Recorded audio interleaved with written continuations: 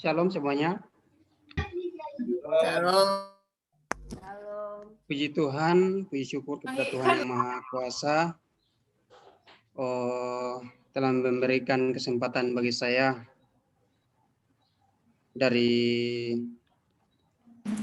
dosen kita oleh Pak Dr. Adolf Bastian Butar-Butar. Ya, terima kasih. Saya yakin dan percaya kita semua yang hadir di Zoom ini, yang mendengarkan akan kebenaran firman Tuhan, adalah kita orang-orang yang haus akan kebenaran firman Tuhan. Amin. Baik, langsung saja kita buka kebenaran firman Tuhan pada hari ini terambil dari Amsal 22 ayat 1 sampai 16. Tapi cuma satu ayat yang saya kutip. Satu ayat yang saya kutip di ayat 1. Amsal 22 ayat 1. Begini bunyi firman Tuhan, nama baik lebih berharga daripada kekayaan besar. Dikasihi orang lebih baik daripada perak dan emas. Baik saudara-saudara, di mana di Amsal Salomo ini menunjukkan bahwa memiliki kekayaan adalah baik. Tetapi di dalam Amsal 22 ayat 1 ini mengatakan bahwa nama baik lebih berharga daripada kekayaan besar, dikasihi lebih baik daripada perak dan emas. Nah, tema yang saya ambil di Amsal 22 ini adalah kekayaan yang halal. Nah, saudara-saudara, di Amsal 22 ayat 1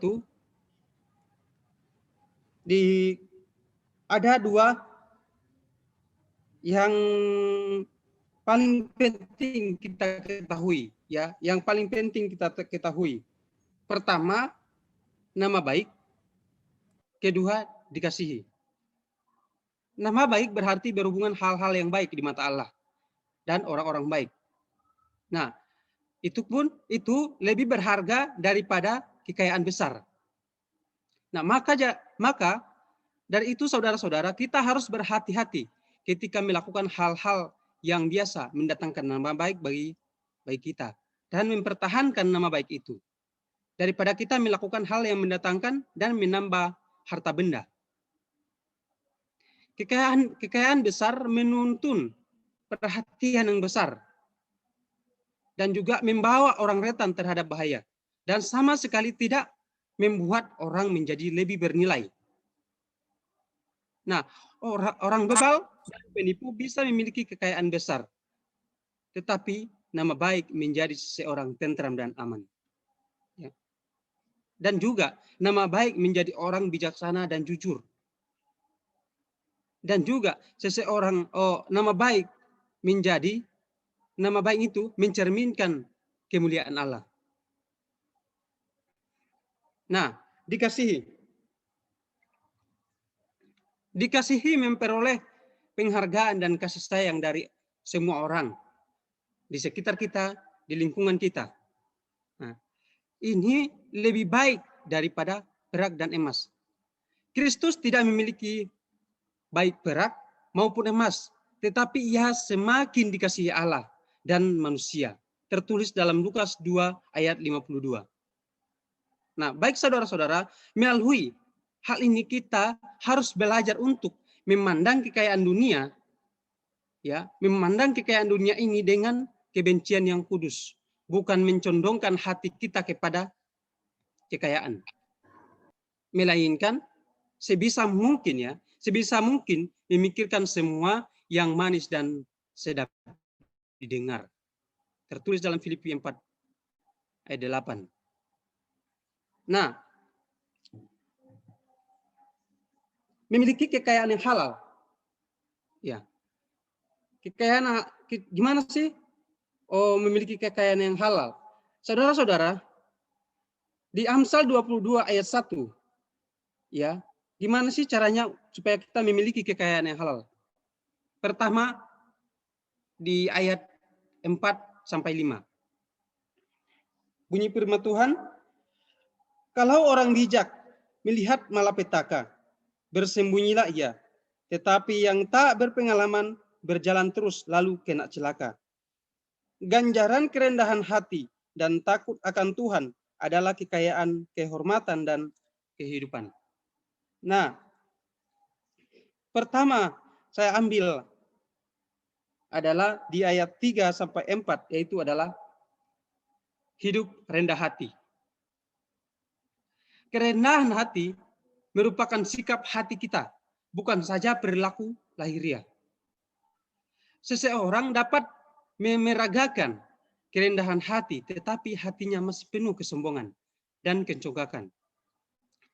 Yesus berkata, ya, dalam Matius 5 ayat 3, Yesus berkata bahwa mereka yang miskin di hadapan Allah akan beroleh kerajaan surga.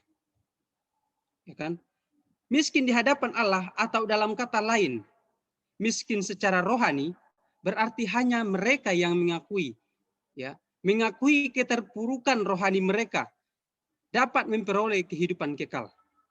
Oleh karena itu, kerendahan hati itu adalah salah satu syarat pokok menjadi orang-orang Kristen.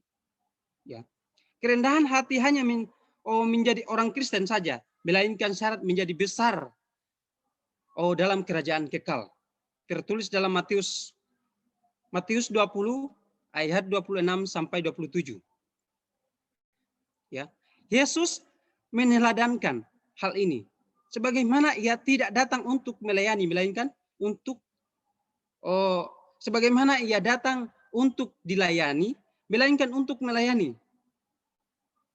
Kita juga harus berkomitmen, saudara-saudara, melayani orang lain dengan mengedepankan kepentingan orang lain dahulu. Seperti dalam Filipi 2 ayat 3. Ya. Sikap ini menghindarkan kita dari ambisi dan yang egois, kesombongan, dan pertikaian yang muncul ketika orang membenarkan diri dan membela diri. Yesus tidak malu untuk merendahkan dirinya, saudara-saudara. Sebagai apa? Sebagai hamba. Dan juga sampai-sampai ia mati di kayu salib. Filipi 2 ayat 8. Dalam kerendahan hatinya, ia selalu taat kepada Bapa. Begitu pula umat Kristen yang rendah hati harus siap mengesampingkan segala keegoisan dan tunduk dalam ketaatan kepada Allah serta firman-Nya. Ya. Dan yang kedua, memiliki kekayaan yang halal. Yang kedua, di ayat 4. Ganjaran kerendahan hati dan takut akan Tuhan adalah kekayaan, kehormatan, dan kehidupan. Yang kedua adalah hidup takut akan Tuhan.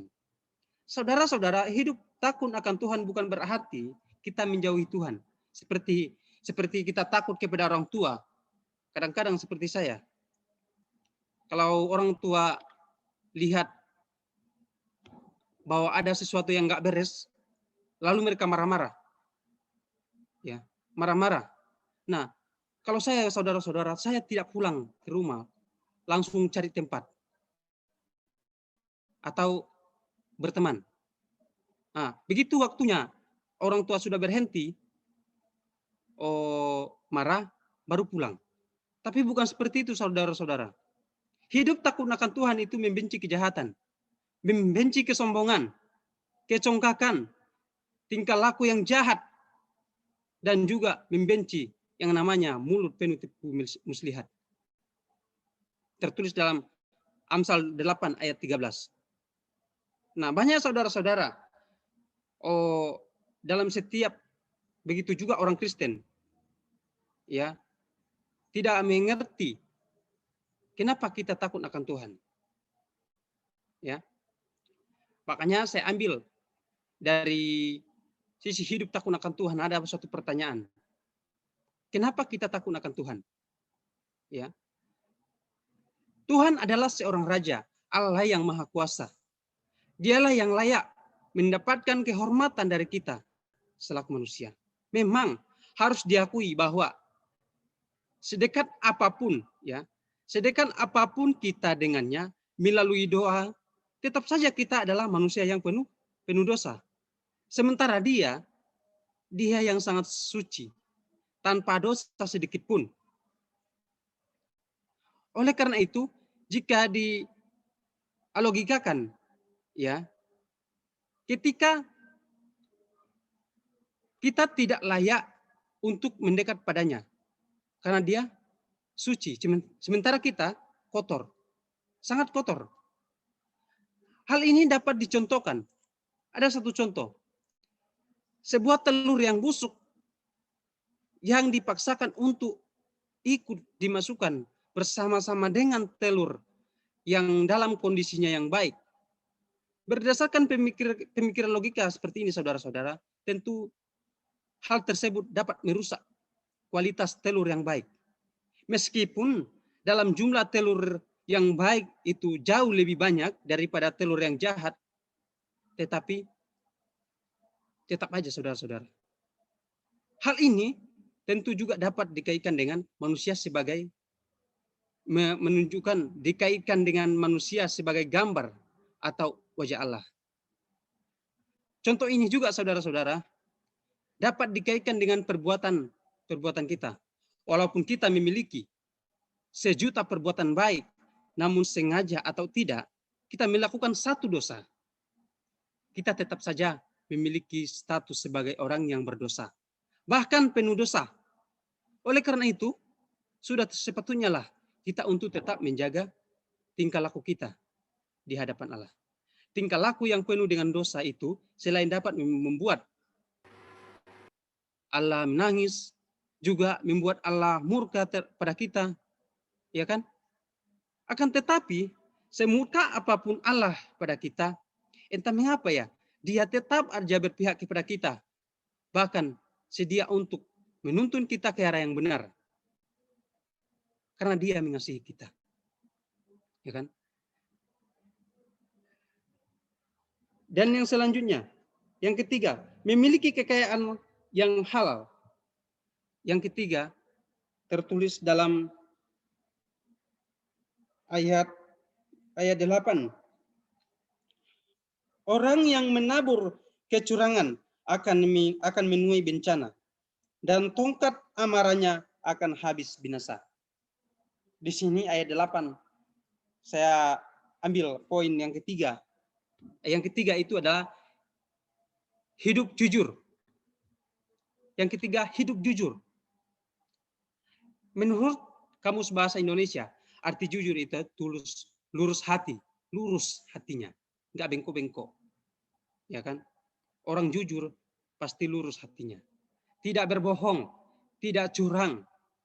Jujur berarti iya adalah iya dan tidak adalah tidak.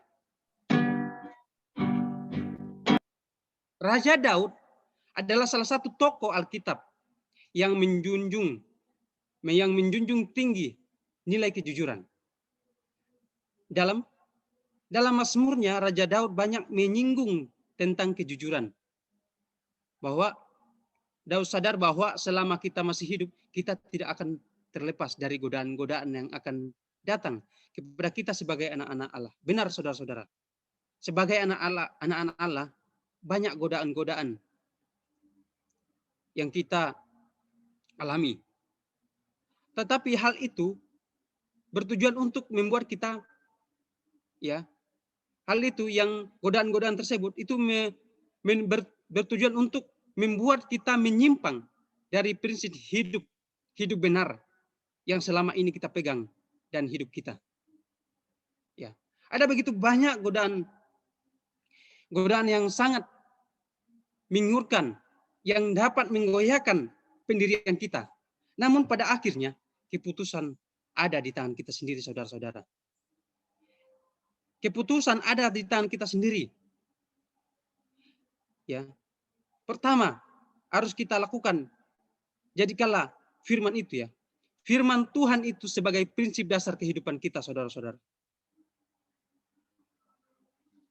Supaya kita kuat. Supaya godaan-godaan itu adalah menjadi lemah. Ya. Kadang-kadang untuk melakukan hal yang benar, berarti kita harus berani. Berani apa? Menentang arus dunia. Ya. Harus berani menentang arus dunia. Jangan takut dan bimbang untuk melakukannya. Sebab selama kita melakukan kebenaran firman Tuhan, maka hidup dan masa depan kita ada dalam pemeliharaan Tuhan. Ya. Tertulis dalam Mazmur 37. Amin. Ayat 37. Mengatakan, perhatikanlah orang yang tulus dan lihatlah kepada orang yang jujur. Sebab pada orang yang suka damai akan ada masa depan. Amin. Nah, maka saudara-saudara, kita harus hidup rendah hati dan juga berjalan dengan Allah dengan ketaatan pada perintah firman-Nya dan juga dalam kepatuhan pada pemeliharaannya akan mendapatkan kekayaan, kehormatan dan kehidupan kekal. Amin. Berbahagialah orang yang mendengarkan akan kebenaran firman Tuhan. Puji Tuhan.